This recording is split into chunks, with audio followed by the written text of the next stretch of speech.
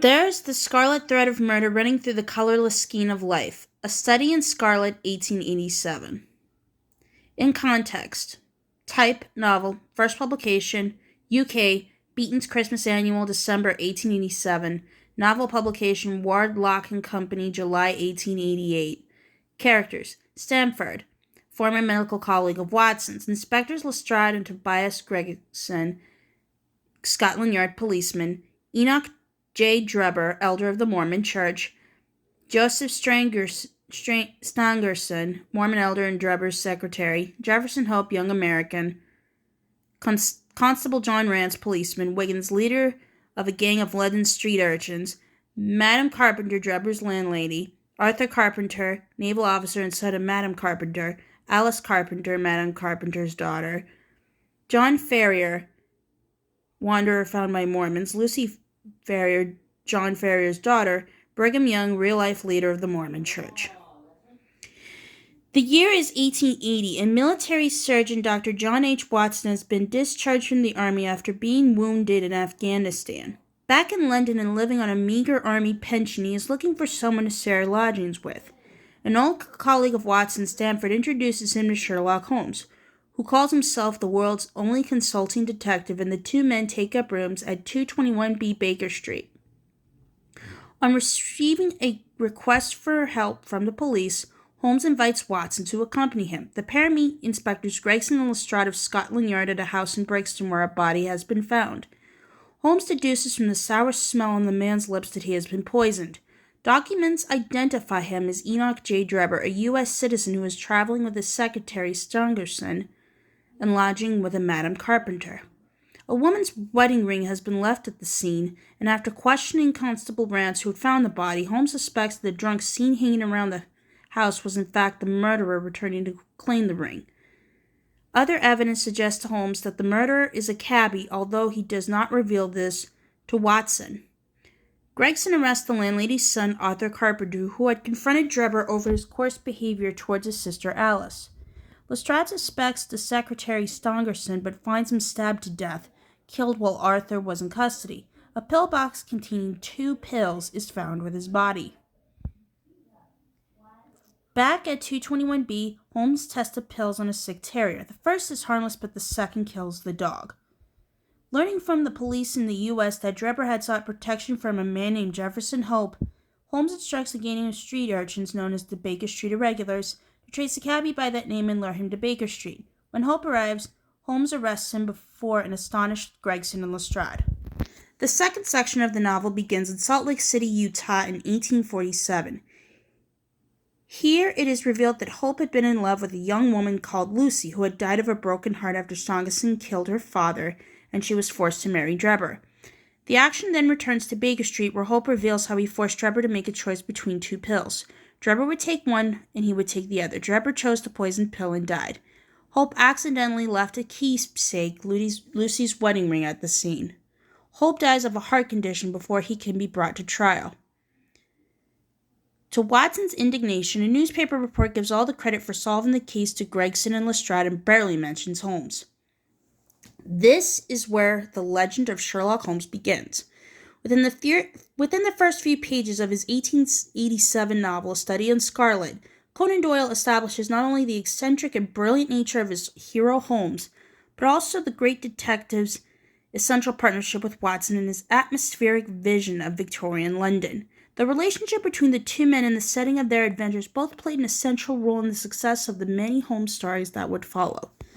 Before the two future partners meet, Watson's friend Stamford warns him that his potential fellow lodger appears to have a passion for definite and exact knowledge, and may be a bit too scientific and cold-blooded for his tastes. He tells Watson that Holmes even beats corpses in the dissecting rooms with a stick to see how a dead body bruises after death. In mentioning this, Conan Doyle is eager to show that his sleuth is at the forefront of current developments in criminal investigation. Holmes claims to have created a new and groundbreaking process for detecting bloodstains, the Sherlock Holmes test. The fact that we never hear of the test again in any subsequent Holmes tale is not that important. Conan Doyle is simply trying to establish Holmes as the world's first forensic detective. Holmes, the magician. But Holmes' genius does not end with forensics. On his first meeting Watson, He famously says, "You have been in Afghanistan, I perceive," revealing his remarkable powers of observation. Holmes is able to pick out minute details, assemble them in a rational and inspired fashion, and reach a conclusion that makes him seem like a magician performing an amazing trick. Later in 221B Baker Street, Watson picks up a magazine and reads an article on the science of deduction and analysis, which says by a man's fingernails, by his coat sleeve, by his boots, by his trouser knees, by the callosities of his forefinger and thumb, by his expression, by his shirt cuffs, a man's calling is plainly revealed. When Watson dismisses this distract out loud as ineffable twaddle and the theory of some armchair lounger, Holmes reveals that he was the author. He then explains how he knew Watson had recently been in Afghanistan. Watson is a doctor, and this fact, combined with the details that Holmes observes about his person and clothing, enables Holmes to deduce that Watson had recently seen service in war-torn Afghanistan that ended in an injury. "The whole train of thought did not occupy a second," says Holmes with typical immodesty. "You have brought detection as near an exact science as it ever will be brought in this world, Dr. Watson." Creating a legend. Conan Doyle famously based Holmes's powers of observation on those of his mentor at Edinburgh University's medical school, Dr. Joseph Bell. In the preface to Sherlock Holmes: The Complete Long Stories in 1929, he later wrote, "Having endured a severe course of training in medical diagnosis, I felt that if the same austere methods of observation and reasoning were applied to the problems of crime, some more scientific system could be constructed." For Holmes to appeal to the reader, Conan Doyle knew that he had to be more than a scientific cipher. He had to be enthralling in his own right. To the hypocritical society of the time, which covered up the legs of a piano for the sake of decorum, yet allowed prostitution to flourish in London's East End, there was nothing more fascinating than a flamboyant bohemian with a disregard for convention. Conan Doyle imbued his sleuth with an array of idiosyncrasies. The reader learns quickly that Holmes plays the violin well and is a boxer, swordsman, and an expert in single-stick, a martial arts that uses a wooden stick. He has written a monograph on cigarette ash and keeps a tape measure and a magnifying glass in his pocket and chatters to himself as he looks for clues. Holmes is particularly proud of his brain attic, in which he stores only essential information. As he explains, "I consider that a man's brain originally is like a little empty attic, and you have to stock it with such furniture as you choose. It is a mistake to think that that little room has elastic walls and can distend to any extent." When Holmes declares to Watson's amazement that he did not know that the Earth orbits the Sun, he tells Watson, "Now that I do know it, I shall do my best to forget it." The most commonplace crime is often the most mysterious because it presents no new or special features from which deductions may be drawn. Sherlock Holmes. Excuse me. The armchair detective. Holmes explains to Watson that when either the police or the many private detectives in London are stunned by a case, they come to him, and he puts them on the right track without ever having to leave his armchair. In A Study in Scarlet, more than in any of the subsequent Holmes stories, this is indeed his main role. Even before the start of the central case, Watson notes how a stream of visitors of both sexes and all ages and classes, police inspectors, a young girl, a Jew peddler, a railway porter, and an old white-haired gentleman, are redirected for private inquiry agencies to call upon Holmes at 221B for help. When the main case in A Study in Scarlet does get underway, Holmes travels to the crime scene where he investigates enthusiastically. "As I watched him," says Watson, "I was irresistibly reminded of a pure-blooded, well-trained foxhound as it dashes backwards and forwards through the covert, whining in its eagerness until it comes across the lost scent." But for most of the story, the action occurs without direct involvement from Holmes, and the culprit is immediately apprehended in his Baker Street sitting room. Conan Doyle had to adjust this approach in later stories, allowing Holmes to go out and investigate crime and be more of a man of action or an amateur bloodhound, as Watson calls him in His Study in Scarlet. However, he never fully loses his propensity for solving crimes from the comfort of his armchair. He was as sensitive to flattery on the score of his art as any girl could be of her beauty. Dr. Watson. Watson's vital role. Every genius needs someone more ordinary to illuminate their powers, and Conan Doyle uses Watson in this role, defining his character in the first few chapters. A man who is in the best of neither health nor spirits, Watson is friendless and has no real purpose in life at the beginning of the story. He says of himself how objectless was my life and how little there was to engage my attention. He fills his time closely with observing his fellow lodger, even to the extent of making a list called Sherlock Holmes, his limits. Many of its observations, such as that Holmes's nature is nil, proved in later stories to be inaccurate. For a short while, Watson's study of Holmes becomes a kind of a hobby. This man stimulated my curiosity, he notes, but Watson very quickly assumes the role of Holmes's full-fledged assistant in investigating the Brixton murder. Presumably, it is for his own interest that Watson makes more detailed notes during the investigation. However, these jottings come in very handy when he decides to write up the notes to showcase the genius of Holmes in bringing the murderer to justice. It is also this act that seals the burgeoning relationship between Holmes and Watson. Transforming himself from Holmes's companion to his biographer, Watson follows in the footsteps of the celebrated diarist James Boswell, who became the biographer of the famous writer Samuel Johnson a century earlier. In his 1924 An Inspirational Teacher. In his 1924 autobiography, Conan Doyle explained the inspiration behind Holmes's amazing powers of deduction. I thought of my old teacher, Joe Bell. At Edinburgh University's medical school, Dr. Joseph Bell, born in 1837, died in 1911, had made Conan Doyle his outpatient clerk, who recalled that Bell often learned more of the patient by a few quick glances than I had done by my questions. On one occasion, Bell amazed the students gathered around him by pronouncing that the patient standing before them had served in the army and had been recently discharged from serving as a non-commissioned officer in the Highland Regiment from Barbados. Bell explained, "You see, gentlemen, the man was a respectful man, but did not remove his hat. They do not in the army, but he would have learned civilian ways had he been long discharged. He has an air of authority and is obviously Scottish. As to Barbados, his complaint is elephantiasis, which is West Indian and not British." Holmes's London. While Conan Doyle recreates the streets and gardens of London in his study in Scarlet, he had not lived in the city by that point. At that time, he wrote the story he was residing in Southsea near Portsmouth, Hampshire. Instead, he must have acquired all of his knowledge from the English capital from maps and gazetteers.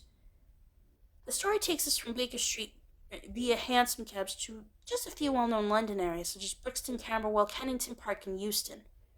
Like Robert Louis Stevenson in Strange Case of Dr. Jekyll and Mr. Hyde in 1886, Conan Doyle used his own home city, Edinburgh, as a model for London. The fictional Lauriston Gardens in Brixton, where the first corpse is discovered, was actually based on Lauriston Place in the Scottish capital. But interspersed with these fictional locations are real-life London landmarks, some of which still survive. For example, in the first pages of the book, Watson waits for Stamford standing at the Criterion Bar in Piccadilly, which exists to this day. Forgivable faults. It is easy to find fault with a study in Scarlet. The structure is clumsy and the mystery itself somewhat contrived, and the central villain, Jefferson Hope, is a fairly featureless character too. Hope lacks any of the distinguishing qualities of the charismatic villains who were to cross Holmes's path in later stories. Conan Doyle merely uses him as a pawn to further his plot. Another problem with the study in Scarlet is that Holmes is such a brilliant detective that he very quickly sees to the heart of the case. Because he succeeds in solving the murder mystery and apprehending the culprit halfway through the narrative, there is little left for Holmes to do. Conan Doyle then takes the reader on a long flashback to the wilderness of Utah, detailing the history of the links between Hope, Trevor, and Stangerson and their connection to the Mormon Church. As a result, Holmes necessarily disappears from the scene and only returns in the last two short chapters. The almost too quick genius of Holmes was a structural problem that Conan Doyle did not fully resolve in his later Sherlock Holmes novels either. He resorted to the flashback device once again in The Sign of Four and The Valley of Fear. And Holmes is also absent for much of The Hound of the Baskervilles, although Watson is on hand for the entire story. It may seem strange to the modern reader that Conan Doyle inserted such a long flashback in the middle of a detective story. At the time, the author believed it would add an exotic appeal to the story, especially since the Mormons were very much in the news when Conan Doyle sat down to write this tale. The previous year, he had attended a meeting of the Portsmouth Literary and Scientific Society, where the subject of Mormon polygamy had been addressed. By the time he was writing A Study in Scarlet, he had clearly carried out some extensive reading on the church, so much that he felt he could even include the real-life figure of Brigham Young in his cast of characters. Conan Doyle researched various volumes for descriptions of Utah, as he did for London in the English section of the book, but he was not sufficiently careful in his placing of the Rio Grande, which appears to have wandered from its usual setting. These little things happen, Conan Doyle is said to have admitted when this was pointed out to him. There is a mystery about this which stimulates the imagination. Where there is no imagination, there is no horror. Sherlock Holmes. Seldom bettered. While it is possible to pinpoint numerous holes in the plot of this tale if you look hard enough, in the end, none of these faults are what really matters. What remains is the reader's mind is the well-defined central character of Holmes. This brilliant characterization is most sharply demonstrated in the first part of A Study in Scarlet, in which the detective makes a succession of brilliant deductions about the corpse in the house in Brixton, a sequence that has rarely been bettered in crime fiction. On his arrival at the scene, Holmes immediately chastises Grayson for allowing everyone to trample over the pathway, destroying potentially vital footprint evidence. If a herd of buffaloes had passed along here, there could not be a greater mess, he says. Inside the house, Holmes flings himself to the ground with his magnifying glass before rattling off a list of facts to the dumbfounded Watson, Gregson, and Lestrade. When Conan Doyle juxtaposes Holmes' powers with Watson's ordinariness, he makes those powers seem even more impressive.